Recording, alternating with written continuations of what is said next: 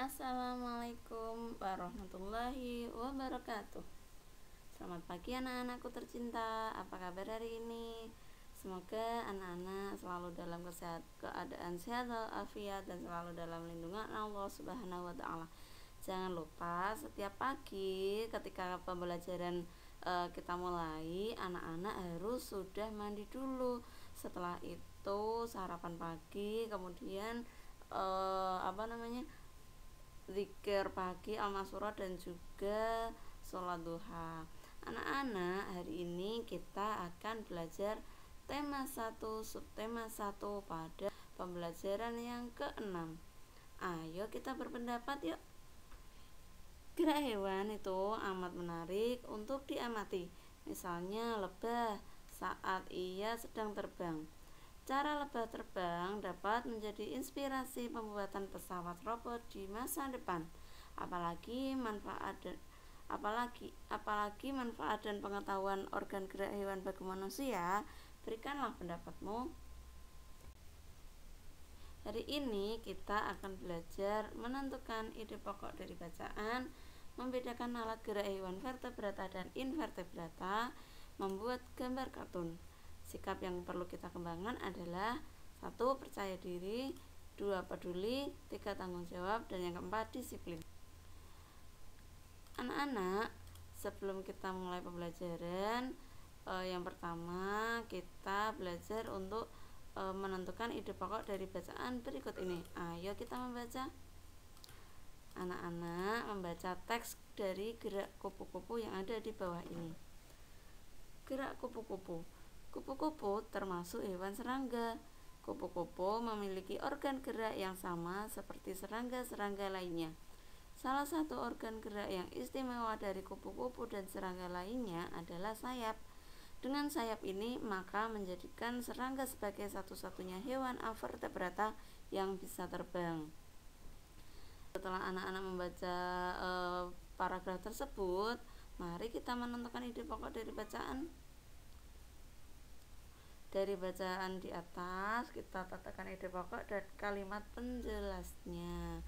Nah, kita bagi menjadi 4 bagian ya. Yang pertama ada ide pokok, kedua kalimat penjelas yang pertama, kalimat penjelas yang kedua, dan kalimat penjelas yang ketiga. Karena pada bacaan tadi ada 4 kalimat. Nah, dari bacaan tersebut kita dapat menemukan ide pokoknya, yaitu kupu-kupu termasuk hewan serangga. Untuk penjelasan yang pertama, kupu-kupu memiliki organ gerak yang sama seperti serangga lainnya. Penjelasan yang kedua, salah satu organ gerak istimewa kupu-kupu dan serangga adalah sayap. Penjelasan yang ketiga, sayap menjadikan serangga sebagai satu-satunya hewan avertebrata yang bisa terbang. Nah, seperti itu anak-anak kurang lebih untuk kalimat penjelasnya. Kemudian ayo kita berpendapat untuk menyebutkan organ gerak hewan vertebrata dan invertebrata. Sama halnya dengan lebah, kupu-kupu menggunakan sayap dan kakinya untuk bergerak. Kita lihat bagian-bagian tubuh dari kupu-kupu. Lihat nih, ada sayap untuk terbang, kaki untuk hinggap atau untuk berjalan. Kupu-kupu juga memiliki antena, mata, dan mulut. Antena berfungsi untuk mengetahui keadaan sekitar, mata untuk melihat, sedangkan mulut untuk makan atau menghisap nektar. Jadi mulutnya itu terlihat melengkung, tapi ketika kupu-kupu menghisap nektar, mulut yang melengkung itu dia akan memanjang untuk berfungsi sebagai sedotan. Ayo kita berpendapat untuk membedakan organ gerak hewan vertebrata dan invertebrata. Anak-anak, hewan invertebrata memiliki ciri-ciri sebagai berikut. Yang pertama, tidak bertulang belakang dan berukuran kecil. 2. Anatomi tubuh sederhana. 3. Alat pencernaan sederhana. 4. Bentuk tubuh simetri bilateral atau simetri radial. Sedangkan untuk hewan vertebrata memiliki ciri-ciri sebagai berikut. Yang pertama, adanya tulang belakang. Yang kedua, berukuran umumnya lebih besar. Yang ketiga, bagian tubuh lengkap. yaitu terdiri dari kepala, leher, dan badan. Alat pencernaan sudah sempurna, terdiri dari mulut sampai alat pembuangan. Bentuk tubuh simetri bilateral, artinya apabila tubuhnya dibelah menunjukkan dua sisi simetri yang sama. Lihat ada belalang. Belalang termasuk vertebrata atau invertebrata ya. Nah, dilihat dari ukuran tubuhnya, belalang tergolong hewan yang cukup kecil, meskipun kita juga masih bisa melihatnya. Kemudian untuk bagian tubuhnya masih sederhana karena tidak terdapat leher pada tubuhnya. Ada kepala, ada badan, namun di sini tidak ada leher ya, artinya tubuhnya masih sederhana. Kemudian pada belalang tidak memiliki tulang belakang, hanya dia mempunyai kerangka luar saja. Kemudian yang kedua adalah gurita. Gurita termasuk invertebrata atau vertebrata ya. Ya betul anak-anak, gurita termasuk ke dalam invertebrata karena tidak memiliki tulang belakang. Kita bisa lihat gerakan gurita yang lentur itu menandakan bahwa gurita tidak memiliki tulang belakang. Berikutnya adalah bintang laut. Bintang laut tergolong invertebrata atau vertebrata ya. Jadi bintang laut tergolong invertebrata karena bintang laut tidak memiliki tulang belakang. Kemudian kucing. Kucing termasuk invertebrata atau vertebrata ya. Jadi kalau untuk kucing memiliki tulang belakang yaitu pada bagian punggungnya. Berarti kucing termasuk dalam hewan vertebrata.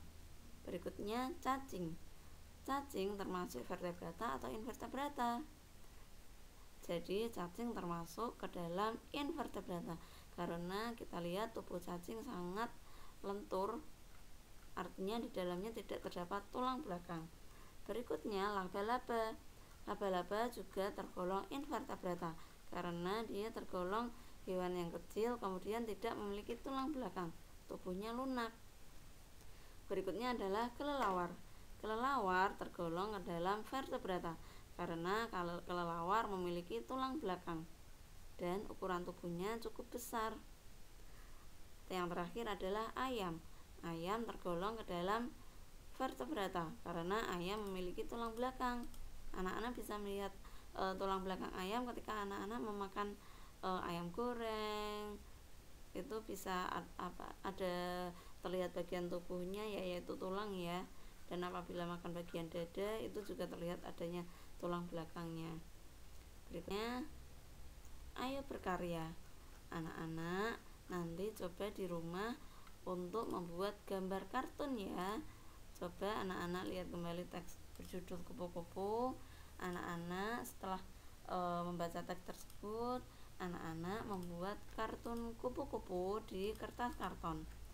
Anak-anak dapat menjadikan tokoh kupu-kupu sebagai inspirasi gambar kartunmu. Buatlah gambar kartun dengan urut, yaitu dengan cara menentukan tema, menggambar, kemudian baru diwarnai. Perhatikan contoh gambar kartun kupu-kupu berikut. Anak-anak nanti bisa memilih salah satu atau boleh menggambar kartun kupu-kupu dari tempat yang lainnya. Ayo kita merangkum apa saja yang sudah anak-anak pahami dari pembelajaran hari ini. Yang pertama, kita tadi menentukan ide pokok dari bacaan yang berjudul Gerak Kupu-kupu. Kemudian anak-anak juga sudah membedakan organ gerak hewan vertebrata dan invertebrata. Kemudian anak-anak juga sudah membuat gambar kartun. Sampai jumpa pada pembelajaran berikutnya. Assalamualaikum warahmatullahi wabarakatuh.